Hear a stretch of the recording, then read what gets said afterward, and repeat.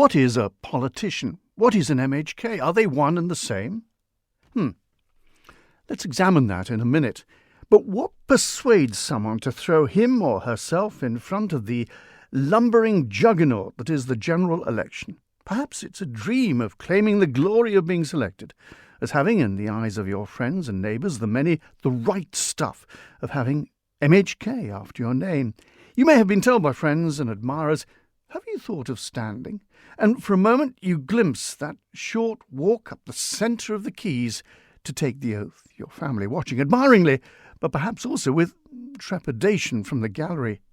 But what about the spectre of rejection, with the risk of not just marginal failure, but humiliation? Being told you should stand doesn't necessarily mean you should. As Clint once said, "A man has to know his limitations." You need to stand naked in front of the political mirror. Do this at home when you're not likely to be interrupted, incidentally, and ask yourself, is this really the job for me? Can I deliver? So what is the right stuff that makes someone spend 5 years at the beck and call of, well, counting everyone, between 6,000 and 7,000 people in each constituency, not just those eligible to vote, because once the MHK has been selected, they are at the service of all within their constituency boundaries? Well, let's examine the job description. What are we looking for? Cato the Elder, who we don't hear nearly enough from these days, perhaps speaking in Latin is a bit of a downer, described via bonus descendi peritus, a good man who speaks well. Well, it was just men in his day, so don't get sniffy about that. Speaks well. After all, you may have the answer to everything. But if you can't get your message across, mind you, being in the House of Keys doesn't guarantee you will succeed in winning enough fellow members to win your case. A good slice of the great game is persuasion. Herodotus, in an idle moment, observed, "Of all men's miseries, the bitterest of all is to know so much and have control over nothing." Let's just look at the terms politician and MHK. A politician eats, sleeps, breathes the job from eyes open time to eyes closed, which may be late in the day. The thing foremost in his mind should be the country and its people and how it can and should be governed in a way that is to the benefit of the majority. At the same time, being able to persuade as many of the minority as possible. And this is a great art, that it is to the benefit of the many, and on this occasion they should bend with the wind. Someone outside the House of Keys can be a politician by inclination, even if they are unable to gain a seat.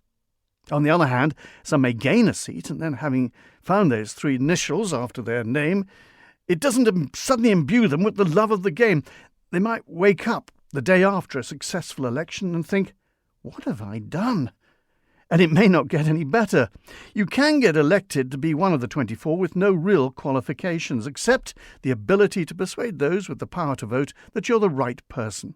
If you are elected, you will immediately be rewarded with a handsome salary and told to get on with it. Some take to the process like David Hemery over those hurdles. David Hemery, he used to hurdle for Britain some years ago. A likeable chap with a formidable hooter. Others will struggle. Is it fair that we expect people with no formal political experience, in local authorities, for example, to start earning their money right from the word go? Well, here's a suggestion. From September to March, sometime in the middle of an administration, there should be a course. A course that will teach people how to read an agenda, how to deal with other MHKs, how to research subjects, how to deliver a speech, how to command the room, project their voices, so the phrase, "Can you hear me at the back?" becomes redundant. How to speak to people in the street, and most importantly, how to listen, how to carry people with you. Successful completion would result in a certificate, necessary if you plan to put your name forward as a possible MHK. Can I end by saying that anyone who puts their name forward has my admiration. The cojones de toro has nothing on this challenge. Good luck to one and all who stand. Yes, standing for a seat, bit of an oxymoron there. Whatever, the next 5 years won't be politically boring, and whoever wins selection, the eyes of a rather anxious nation will be on you.